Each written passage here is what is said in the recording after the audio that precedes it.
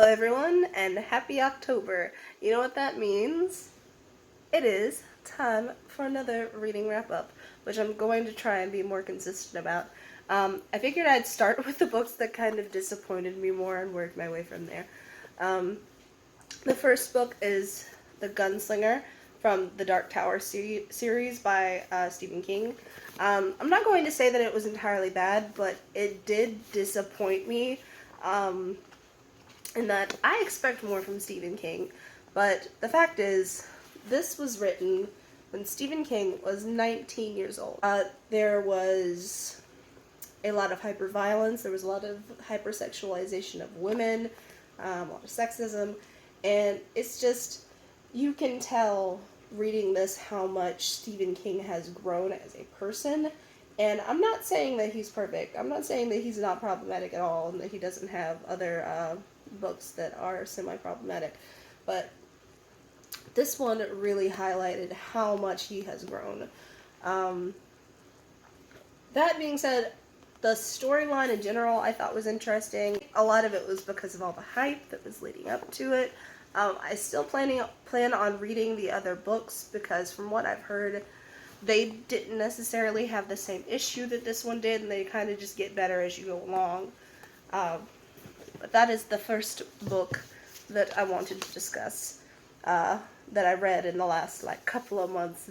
This is basically a summer wrap-up, since I didn't honestly read that much in the last several months.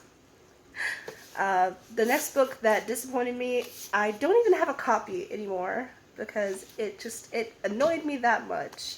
And that is Everyone Hanging Out Without Me by Mindy Kaling. I had high hopes for this book. I heard that it was good, that it was funny, that she had a lot of astute observations about our culture, and I didn't see it. There was a lot of fat shaming, basically, there was a lot of fat shaming and self-fat shaming, and just a lot of language that I feel like would definitely encourage an eating disorder. When I was about 13 years old, when I was a teenager,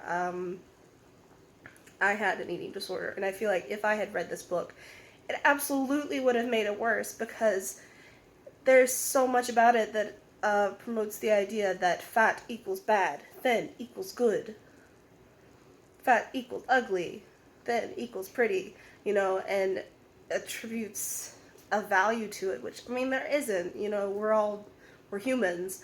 And yeah, that really, really bothered me, and I think that Mindy Kaling kind of needs to see a therapist for that. It was not at all what I expected, though. That being said, those were the only two that I really disliked, I didn't have any issues with the rest of the books that I've read. So now we can go over some of the books that I enjoyed for the most part. The first book is Brilliant by Roddy Doyle. I love this cover. It's so nice. And if I remember correctly, there are little illustrations in here as well. And it's a very cute book. It basically is about depression being personified in a dog. It is embodied in a dog, and these children are trying to find this dog so that they can catch depression and basically give their families their lives back, because depression has taken over this entire town. And it's a sweet little book. I can't remember what rating I gave it. It's been a couple of months now, but it's very cute. Definitely worth checking out. The next book is Game of Thrones by George R.R. Martin. This was a reread, but I enjoyed it just as much, if not more, the second time. I noticed more issues, but at the same time I had more of a relationship with the characters mentioned, and was kind of able to grasp which of the many characters he mentions aren't relevant, because the first time I tried to read the series, I kind of tried to grasp all of the characters' names, and it didn't end up working very well. I wasn't able to retain all of that information. So this time around, I was able to kind of say, oh, yeah, this is just Joe Schmo. He's never going to come back again. I'm not going to try and retain that information. The next book I read was basically the Selection series by Kiera Cass. I started with the Selection not having high expectations at all, and it blew them out of the water. I really enjoyed this book.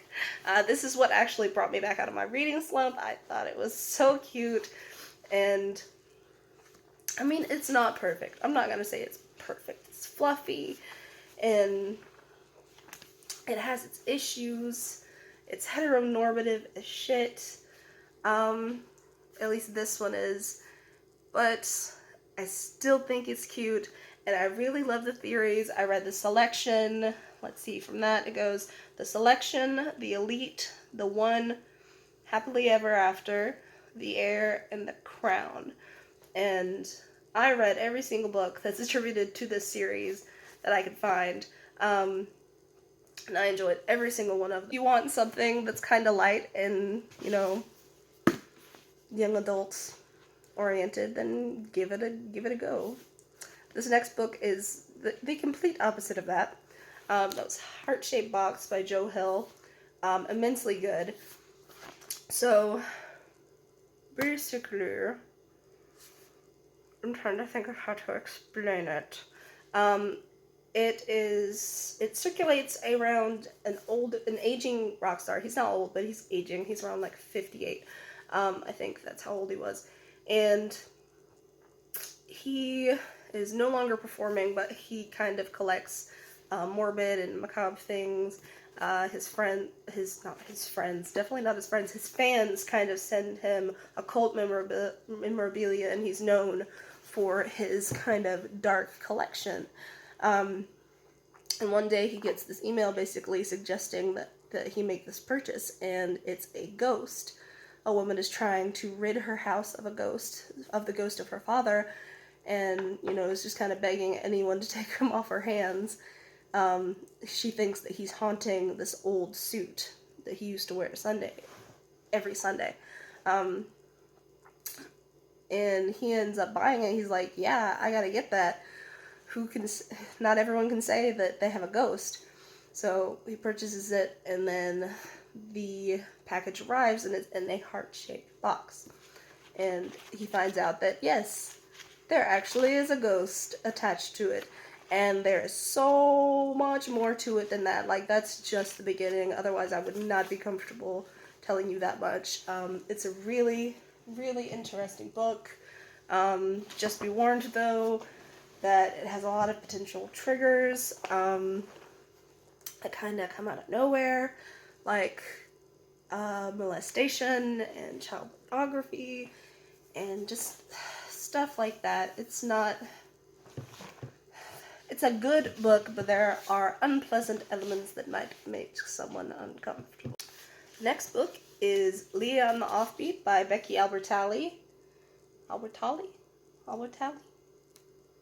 However you pronounce it. I really like this cover. And the thing is, even when you take off the dust jacket, it's still really pretty. But that's not what this is about. So this is a spin-off from Simon versus the Homo sapiens agenda, or Love, Simon is what the movie was called, and it's about his best friend Leah, who is a closeted bisexual and is trying to figure out how in the world to tell her friends, and it makes it that much more difficult that she now has feelings for someone, you know, who is a girl, but it's a really, really cute read. Leah, she's probably one of my favorite characters that I've read in recent history. She's so sarcastic and so snarky. I just love her. And yet she's vulnerable in a way, and she reads like I know her, you know, like she's someone that I know, and I really enjoyed reading it. The last book that I read in the last couple of months is City of Bones my Cassandra Clare, and I'm as surprised about this as you are. Let me tell you, I've been talking shit for years. Like, oh no, I'm never gonna read City of Bones. It just doesn't look good. I don't understand why people like them. I tried reading it before and I couldn't get into it. But yeah, it turns out I'm just a trash human, I guess. I don't know. Maybe that's why, because I love this. I thought it was great. And I loved the selection, and I love Throne of Glass. So maybe I just have bad taste. I don't know, but you know what? There's a reason that they're popular, and I really enjoyed this way more than I thought I would. I have a feeling that I wouldn't like the show, because it's got that whole, I don't know, it feels like it probably has a sheen over it, but I'm about to start, I don't have a physical copy of it, but I'm about to start City of Ashes and then City of Glass. I have the audiobooks for those two, and I'm really excited about that. But this one was a really pleasant surprise. I loved the characters, I loved the setting, I loved the way it handled, you know, the paranormal and mythical creatures. I thought it was great. I really, really loved it. And I'm really excited about reading the next couple of books. I actually included them in a readathon, so. Okay guys, that's the end of my wrap up. I hope that you have a wonderful October, a wonderful Halloween, that you guys stay safe out there, please, and that your month is as spoopy as you want it to be. Don't forget to like and share and subscribe. Maybe comment below and talk about the books that you read this month. Have you read any of the ones that I was talking about? What did you think? Do you think that City of Bones is both lame and wonderful? How do you feel about it? Anyway, I'll talk to you guys later. Have a good night.